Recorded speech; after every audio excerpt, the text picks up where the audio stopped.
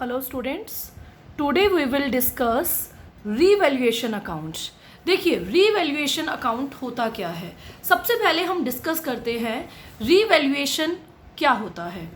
री का मीनिंग दोबारा, वैल्यूएशन का मतलब कैलकुलेट करना, दोबारा से कैलकुलेट करना। देखिए, जब भी एक नया पार्टनर आता है तो एसेट्स और लाइबिलिटीज़ की वैल्यू को दोबारा से कैलकुलेट किया जाता है। क्यों किया जाता है? देखो, जब बिजनेस स्टार्ट हुआ था एसेट और लाइबिलिटी की वैल्यू कुछ और थी, लेकिन टाइम जैसे जैसे बीतता गया, पैसेज ऑफ टाइम हो गया, कुछ एसेट्स की वैल्यू इंक्रीज हो गई होगी, कुछ एसेट्स की वैल्यू डिक्रीज हो गई होगी, कुछ लाइबिलिटीज इंक्रीज हो गई होंगी, कुछ लाइबिलिटीज डिक्रीज हो गई होंगी। तो हमें नेसेसरी है, जरूरी है कि नया पार्टनर जब आए तो हम एसेट और लाइबिलिटीज़ को दोबारा से क्या करें? रीवैल्यूएट करें। रीवैल्यूएट का मतलब एसेट की एक्चुअल वैल्यू बताएं और लाइबिलिटी की एक्चुअल वैल्यू बताएं जो अब है। तो इसके लिए एसेट और लाइबिलिटीज़ को रीवैल्यूएट करने के लिए एक अकाउंट बनाया जाता है जिसे बोलते हैं रीवैल्यूएशन अकाउंट। री दोबारा, वैल्यूएशन करना, कैलकुलेट करना। देखिए, रीवैल्यूएशन अकाउंट बनाना बहुत आसान है और यूजुअली 3 मार्क्स 2 मार्क्स का एग्जाम में पूछा जाता है। देखिए, revaluation account debit credit, okay. और एक बात याद रखना, रीवैल्यूएशन अकाउंट नॉमिनल अकाउंट पे बेस्ड है। नॉमिनल अकाउंट का मीनिंग क्या होता है? Debit all expense, credit all incomes. जितने भी खर्चे हैं वो क्या होंगे? डेबिट। और जितनी भी इनकम्स हैं वो क्या होंगी? क्रेडिट। तो जितने भी खर्चे हैं वो डेबिट करने हैं, जितनी भी इनकम्स हैं वो क्या करनी है? क्रेडिट करनी है। देखिए, रीवैल्यूएशन कैसे बनाते हैं? डेबिट क्रेडिट, इसके 4 कॉलम्स होते हैं। Particulars amount, particulars amounts, okay. सबसे पहला देखिए, to decrease in value of asset. मान लो किसी एसेट की वैल्यू कम हो गई तो बिजनेस के लिए लॉस है या इनकम है? लॉस है। तो कहाँ दिखाएंगे? डेबिट में दिखाएंगे, ओके। जैसे हमने एक मशीन खरीदी थी 5 लाख की, बैलेंस शीट में मशीन 5 लाख की है, लेकिन आज मशीन 4 लाख की है, तो बेटा कितने का लॉस हुआ? 1 लाख का लॉस हुआ। तो हमने यहाँ पे दिखा दिया to decrease in value of assets. Is this clear? Okay, आगे देखिए, अगर लाइबिलिटी बढ़ गई तो भी आपके लिए क्या है? लॉस है। मान लो पहले क्रेडिटर्स थे 60,000, अब क्रेडिटर्स हैं 80,000, तो आपकी लाइबिलिटी बढ़ गई 20,000। इट मीन्स आपको 20,000 रुपये ज़्यादा पे करने पड़ेंगे। तो ये भी क्या है? लॉस है, ओके। नेक्स्ट है अनरिकॉर्डेड लाइबिलिटी, ये भी आपके लिए लॉस है। एक लाइबिलिटी है आउटस्टैंडिंग एक्सपेंस या आउटस्टैंडिंग सैलरी 4,000 की, उसको आपने रिकॉर्ड ही नहीं किया, ठीक है। तो अब आप रिकॉर्ड करेंगे, जब रीवैल्यूएट कर रहे हैं तो एसेट भी आएंगे सामने, लाइबिलिटीज भी आएंगी सामने। तो अनरिकॉर्डेड लाइबिलिटी भी आपके लिए क्या है? लॉस है। क्या है आपके लिए? Loss, okay.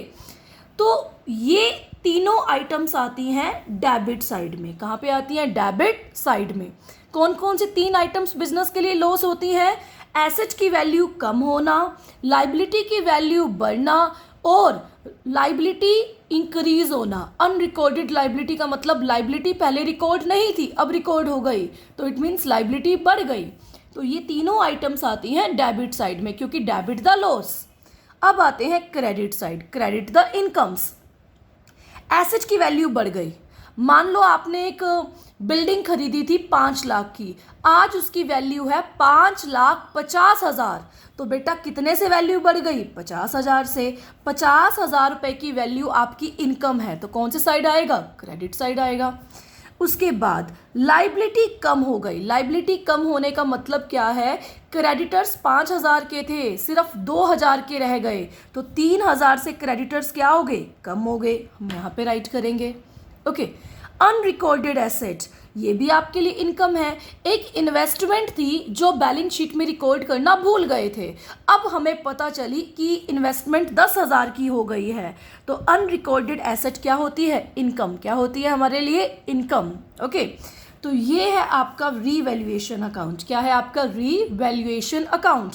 3 आइटम्स हैं डेबिट साइड, 3 आइटम्स हैं क्रेडिट साइड। रिवाइज करते हैं। एसेट की वैल्यू कम होना लॉस है डेबिट, एसेट की वैल्यू बढ़ना इनकम है क्रेडिट, लाइबिलिटी बढ़ना लॉस है डेबिट, लाइबिलिटी कम होना जो है इनकम है इसलिए क्रेडिट। कोई लाइबिलिटी अनरिकॉर्डेड रह गई थी, बैलेंस शीट में नहीं दिखाई गई थी, अब आ गई मतलब पे करनी पड़ेगी तो क्या है लॉस। एक अनरिकॉर्डेड एसेट थी मतलब इन्वेस्टमेंट पड़े थे, शेयर्स पड़े थे, वो हमारे लिए क्या है इनकम। ओके देखिए, अगर आपकी इनकम साइड ज़्यादा है और लॉस साइड कम है तो आपको पता है इनकम ज़्यादा है लॉस कम है तो बिजनेस में क्या होगा प्रॉफिट होगा, बिजनेस में क्या होगा प्रॉफिट। और वो प्रॉफिट कहाँ ट्रांसफर्ड होगा ओल्ड पार्टनर्स में ओल्ड रेशो में। किस में ट्रांसफर होगा ओल्ड पार्टनर्स के ओल्ड रेशो में। Is this clear. अगर इनकम ज़्यादा है एक्सपेंस कम है तो बिजनेस में क्या होगा प्रॉफिट होगा। ओके अब अलग बात करते हैं, अगर डेबिट साइड ज़्यादा है बिजनेस में लॉस ज़्यादा है और बिजनेस की इनकम क्या है कम तो बिजनेस में क्या होगा लॉस होगा। तो लॉस हो चाहे प्रॉफिट हो इन दोनों में से एक ही होगा, चाहे लॉस हो चाहे प्रॉफिट हो उसे ओल्ड रेशो में बांटना है। किस में बांटना है ओल्ड रेशो में। रीवैल्यूएशन अकाउंट के प्रॉफिट या लॉस को ओल्ड रेशो में बांटते हैं। Is this clear.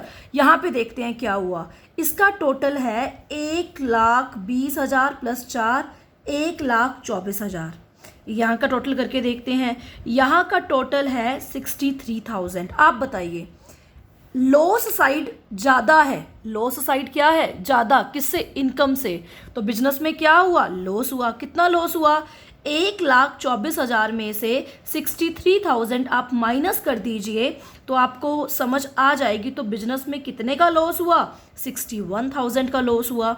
इसे किस में बांटेंगे पार्टनर्स में बांटेंगे। कौन से रेशो में ओल्ड रेशो में। फॉर एग्जांपल ए और बी पार्टनर्स हैं, उनका रेशो है 1:1 तो हम बांटेंगे to A's capital account to B's capital account, to A's capital account और टू बीज कैपिटल अकाउंट।